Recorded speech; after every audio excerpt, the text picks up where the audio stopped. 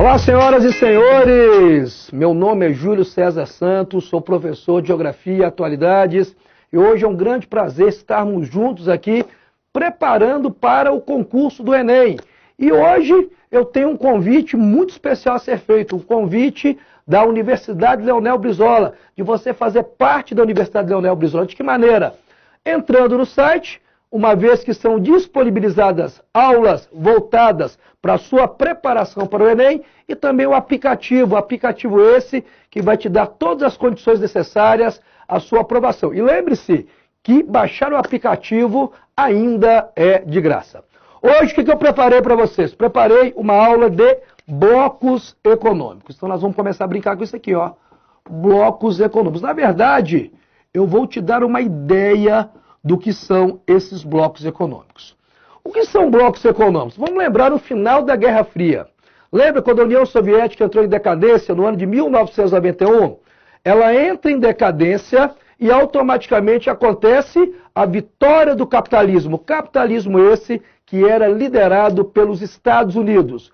Houve um receio, já que o mundo era bipolar, desse mundo se tornar unipolar, e este receio fez com que ocorresse o estabelecimento de uma nova ordem. Nova ordem que está baseada em 3 pilares. Primeiro pilar, o fortalecimento do movimento de globalização.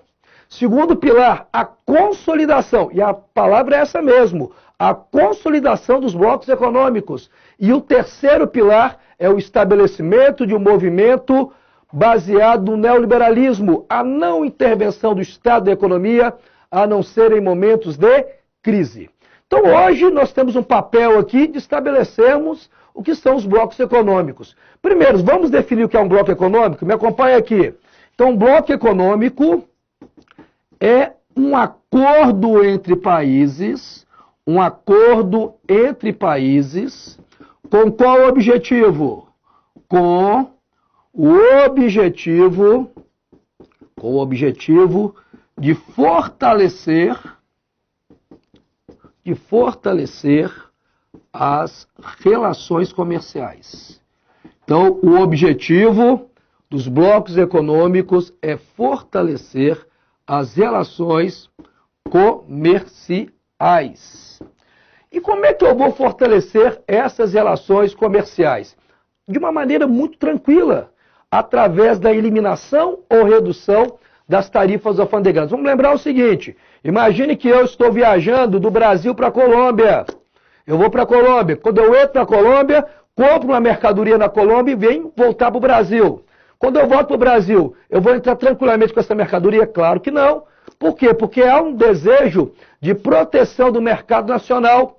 E para proteger esse mercado nacional, este produto que é adquirido da Colômbia, ele será tarifado. Então, o primeiro aspecto que nós devemos pensar quando há formação de blocos econômicos, que esses blocos econômicos, todas essas fases, elas têm em comum um processo relacionado à redução ou eliminação das tarifas alfandegárias. Porém, bloco econômico é tudo igual? Claro que não. Bloco econômico tem 5 momentos distintos. E quais seriam esses momentos? Me acompanha aqui, ó. Primeiro momento de um bloco econômico. Ele surge como zona de livre comércio. Então, o primeiro momento seria o surgimento como zona de livre comércio. Segundo momento, um bloco pode virar uma união aduaneira. União aduaneira.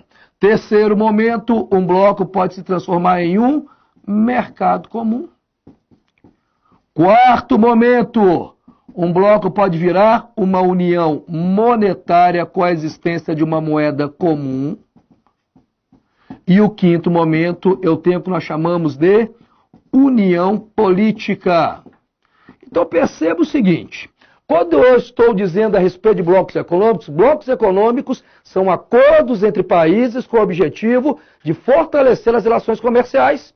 E como é que eu fortaleço uma relação comercial? Simples, reduzindo ou eliminando as tarifas alfandegárias. Mas bloco econômico é tudo igual? Claro que não. Eu até te mostrei aqui, ó. O bloco econômico tem 5 momentos. Zona de livre comércio, união aduaneira, a condição de mercado comum, união monetária e, por fim, a união política e monetária. Porém, professor, quais seriam os elementos que vão distinguir uma fase da outra? É o que eu vou te mostrar agora. Vem aqui comigo, deixa eu apagar aqui. Rapidamente, nós vamos começar com a primeira grande fase de um bloco econômico. E qual é a primeira grande fase? Deixa eu abreviar aqui. Uma zona de livre comércio. Imagine a seguinte situação. 3 países, país 1, país 2 e país 3, resolvem formar uma zona de livre comércio. Qual que é o primeiro aspecto que tem que ser salientado? Perceba o seguinte, deixa eu ganhar espaço aqui, meu querido, minha querida. Estou com pressa que eu tenho muita coisa para falar. Então, qual que é a primeira coisa que eu tenho que fazer? Eu não quero fortalecer a relação de comerciais entre o país 1, 2 e 3. Então, para fortalecer o primeiro aspecto relevante, eu vou reduzir, ou se eu preferir, eu vou eliminar as tarifas ou taxas alfandegárias. Então, eu vou reduzir ou vou eliminar as tarifas ou taxas alfandegárias. É o imposto cobrado sobre circulação de mercadorias vindas de origem externa. Então, da maneira que eu reduzo ou elimino essas tarifas, automaticamente eu estou estimulando o comércio entre os países membros de uma zona de livre comércio. Segunda característica importante, marcante, é que além de reduzir ou eliminar as tarifas alfandegárias, sempre que eu pensar numa zona de livre comércio, eu terei apenas circulação de mercadorias. Apenas circulação de mercadorias. Então, apenas circulação de mercadorias. Pessoal, uma zona de livre comércio, ele pode fazer comércio com quem não pertence ao bloco? Claro que sim, através da cobrança de tarifas mais elevadas. Vamos imaginar o país 4, ele não pertence a esta zona de livre comércio. Ele não pertence a uma zona. Como é que seria o acordo entre eles? Seriam acordos bilaterais. O país 1 faz um acordo com ele, o país 2 faz um acordo separado e o país 3 também faz um acordo. Vamos imaginar que eu estou comercializando laranja. Cada um dos países que pertence ao bloco farão acordos bilaterais com aquele país 4 que não é pertencente ao bloco. Por exemplo, o país 1, ele fez um acordo que ele vai pagar uma tarifa de 4%. O país 2 já vai pagar uma tarifa de 2%. E o país 3, que negociou de uma maneira mais precária, vai pagar uma tarifa de 7%. Então, pode ser feito comércio com os países que não pertencem ao bloco? Claro que sim. Desde que ocorra o quê? A elevação de tarifas, uma vez que o grande objetivo de um bloco econômico está relacionado ao fortalecimento do comércio entre os países membros. Então, a terceira característica importante é o comércio externo é permitido. O comércio externo é permitido. Professor, qual bloco que se encontra nesta condição? Um bloco que se encontra nessa condição é o NAFTA. NAFTA, que é um bloco que está formado pelos Estados Unidos, pelo Canadá e pelo México. E aí, muitas pessoas perguntam, por que o México? Uma vez que os Estados Unidos e o Canadá, eles têm um elevado IDH, ou seja, uma boa qualidade de vida e um reduzido índice Gini. Você lembra o que é um índice Gini? Ele é um índice que mede a desigualdade social. Então, eu tenho países como Estados Unidos e Canadá, IDH elevado, em reduzido a desigualdade social. E por que eles querem o México? É o que eu vou te contar num próximo momento. Nesse momento, fica salientado que eu tenho na zona de livre comércio a redução e eliminação das tarifas alfandegárias, a circulação de mercadorias e o comércio externo é permitido desde que ocorra a cobrança de tarifas mais elevadas, onde cada um dos países membros do bloco ele faz um acordo bilateral com aquele país não pertencente ao bloco. Então, essa é a primeira fase. Um bloco ele pode evoluir? Pode, eu não disse que ele é obrigado a evoluir. Ele pode evoluir se for desejo dos países membros, sim. E se ele evoluir, ele vai para a segunda condição. Qual seria ela? Me acompanha aqui. A segunda condição de um bloco, ela está relacionada à situação de união aduaneira. União aduaneira. Vamos pegar 3 países aqui. País A, país B e país C resolveram formar uma união aduaneira. Segunda fase de um bloco econômico. Na União Aduaneira, qual a primeira característica que é marcante? A primeira característica significa que eu vou reduzir ou eu vou eliminar as tarifas ou taxas alfandegárias. Então você já pode perceber aqui, ó, que essa característica ela está presente na primeira e na segunda fase. Além disso, também na União Aduaneira eu vou ter apenas circulação de mercadorias. Então, apenas circulação de mercadorias. Então, mudou alguma coisa? Não. Então, eu posso dizer que a primeira e a segunda característica ela é comum tanto à zona de livre comércio quanto à União Aduaneira. O que eu tenho diferente é em relação ao comércio externo. E quanto que na zona de livre comércio eu afirmei que o país pode fazer comércio com quem não pertence ao bloco, mas teria que fazer acordos bilaterais, aqui não. Por quê? Porque na União Aduaneira, o bloco ele adquire personalidade jurídica de direito internacional.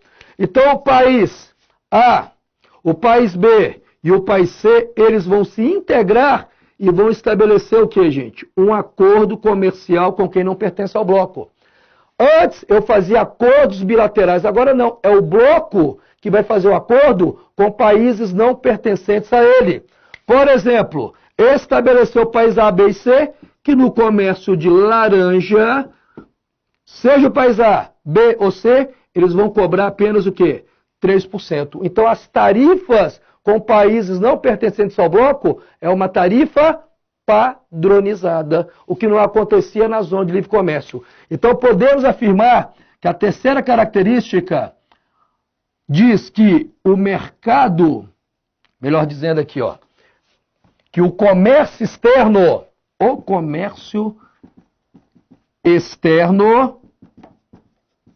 possui uma TEC. Você já ouviu falar de TEC? O que é TEC? Ele possui uma tarifa externa comum. Então acontece na União Aduaneira uma padronização de suas tarifas. Quem seria um bom exemplo de um bloco que se encontra na condição de União Aduaneira? Você conhece, meu querido? Quem que vai ser? Vai ser o Mercosul. Você lembra quem são os países integrantes do Mercosul? Eu vou te lembrar. São integrantes do Mercosul Brasil, Argentina, Paraguai, Uruguai e mesmo esse país que está suspenso, ele ainda é integrante. Estou me referindo à República Bolivariana da Venezuela. Você deve estar pensando, por que a Venezuela ela foi suspensa? Pelo mesmo motivo que permitiram a sua entrada. Um dos critérios para entrar no Mercosul é o fato desses países serem democracias. Vamos pensar na Venezuela. A Venezuela foi democracia com Hugo Chávez? Não. Ela foi democracia, ou melhor, ela é democracia com o Maduro? Não. Então, a Venezuela, que entrou no ano de 2012 no bloco do Mercosul, não deveria nem ter entrado.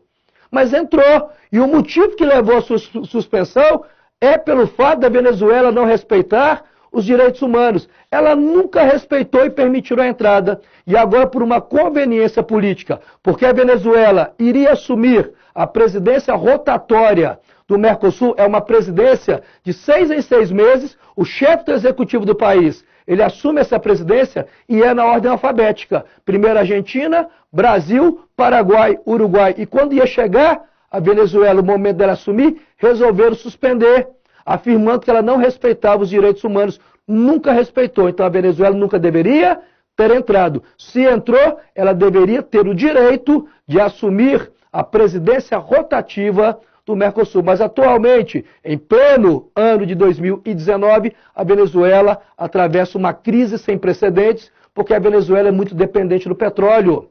E o petróleo, pasmem, apesar de quase R$5 o preço do litro de gasolina no Brasil, o petróleo está em baixa. E a Venezuela, que depende muito do petróleo, é o único país que não pertence ao Oriente Médio, que faz parte da Organização dos Países Produtores e Exportadores de Petróleo. A Venezuela, ela acaba tendo o quê? Uma crise sem precedentes, crise relacionada ao desabastecimento. Tanto é que houve na Venezuela uma acusação que o Nicolás Maduro ele promoveu fraude eleitoral. E aí, o chefe ali do parlamento ali, o Juan Guaidó, ele se autoproclama presidente da Venezuela. Então a Venezuela é um país hoje que ela está o quê? Ela está com uma crise sem precedentes. E você deve estar pensando, pô, o Brasil está recebendo muito venezuelano. O Brasil é o 6º país que mais recebe. Quem recebe venezuelano na frente do Brasil? Temos o Peru, temos a Colômbia, temos o Equador. Então nós temos aí 5 países que recebem um volume maior de venezuelanos que o Brasil. Então o Brasil, gente, ele está fazendo um papel que é fundamental, que é um papel humanitário, uma vez que várias famílias têm fugido da Venezuela, entrando no Brasil pelo estado de Roraima, em função da crise que se estabeleceu nesta república essa que, sinto lhe informar, nunca teve como dos seus pilares a presença da democracia. Então, o Mercosul é formado pelo Brasil, Argentina, Paraguai, Uruguai e a Venezuela. Um bloco econômico pode evoluir? Pode evoluir para uma terceira fase. Vamos para a terceira fase, porque eu já estou finalizando aqui este bloco. Vamos para a terceira fase. Terceira fase de um bloco é a fase de mercado comum. Vamos pegar 3 países aqui. País 1, país 2 e país 3 resolveram formar o mercado comum. Qual é a primeira característica que é comum? A primeira, segunda e terceira fase. A característica está relacionada à ideia de reduzir ou eliminar as tarifas ou taxas alfandegárias. Então, essa característica é comum. A primeira, a segunda e a terceira fase. Segunda característica, já começa a mudança aqui, ó, preste atenção. Na primeira e na segunda fase, apenas circulação de mercadorias. Aqui não, eu tenho circulação de mercadorias, e não somente de mercadorias, circulação de mercadorias e pessoas. Então eu estou dizendo o seguinte, se eu sou membro da União Europeia e eu sou francês, eu posso morar na Alemanha a hora que eu quiser. Se eu sou alemão, eu posso morar no Chipre? Claro. Se eu sou do Chipre e eu quiser morar na Lituânia, eu posso? Sim, porque você pode morar, se você for um mercado comum, em qualquer um dos 28 países da União Europeia. Então já tenho diferença aqui. Além da circulação de mercadorias, eu tenho a circulação de pessoas. E a União Europeia, que é um mercado comum, ela pode fazer comércio com quem não pertence ao bloco da mesma maneira que acontece com a União Aduaneira. Eles vão padronizar uma tarifa externa, essa tarifa vai ser padronizada para eles comercializar com quem não pertence ao bloco. Da mesma maneira, usando o mesmo exemplo, vou pegar a laranja e decidiram que todos os países da União Europeia vão comercializar com o país 4, pagando uma tarifa de 4%. Então eu posso afirmar que o comércio externo é permitido por meio de uma TEC. O que é uma TEC? Uma tarifa externa comum. O melhor exemplo que eu vou ter é da União Europeia. União Europeia que possui 28 países, sendo desses 28 países, 9 não adotam o euro. Você lembra quem são esses países? É o que eu vou te contar no nosso próximo momento, o nosso próximo bloco eu vou te contar quando eu te explicar o que é uma união monetária e uma união política. Não sai daí não, já estou voltando, muito importante, vai cair na tua prova e se só vê isso aqui aonde? Na Universidade Leonel Brizola. Um abraço, beijo no teu coração e até daqui a pouco. Não sai daí não que eu já estou voltando.